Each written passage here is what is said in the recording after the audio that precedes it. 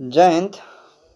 आज के इस वीडियो में हम समझेंगे can, could, may, might, will, shall के बारे में कुछ इम्पोर्टेंट पॉइंट।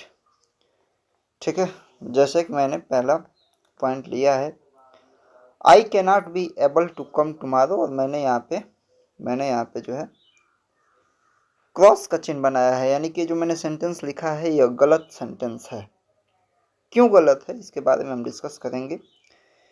ठीक है, तो I can not be able to come tomorrow. ठीक है, ये जो एबल टू है,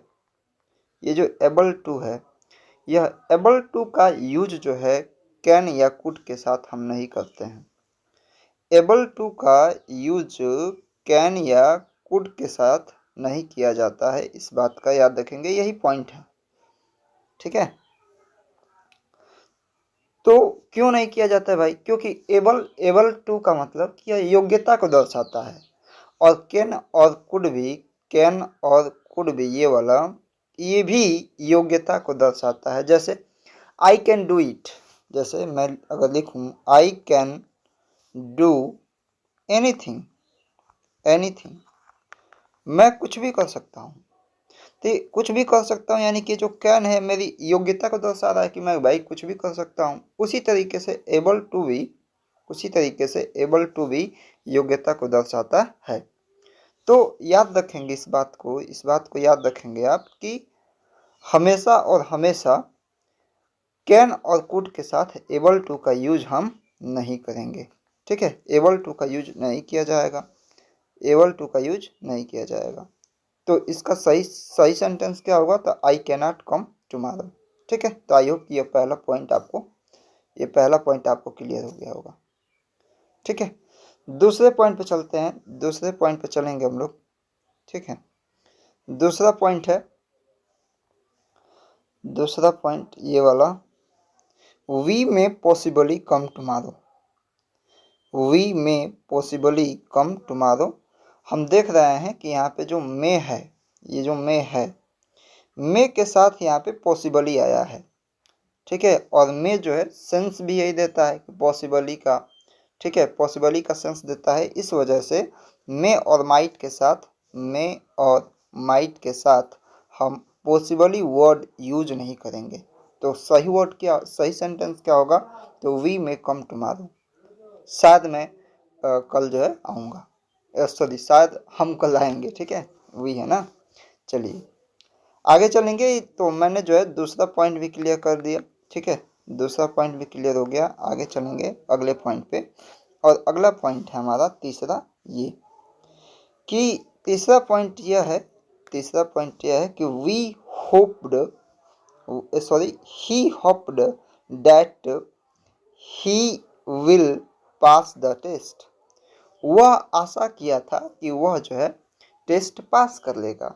ठीक है, तो इसमें समझने वाली बात क्या है कि ये जो होप्ड है यह जो है वर्ब का सेकंड फॉर्म है, और वर्ब का सेकंड फॉर्म है यानी कि पास्ट टेंस में चला गया है। यह सेंटेंस जो है पास्ट टेंस में चला गया है। ठीक है, तो फिर भाई ये गलत क्यों है?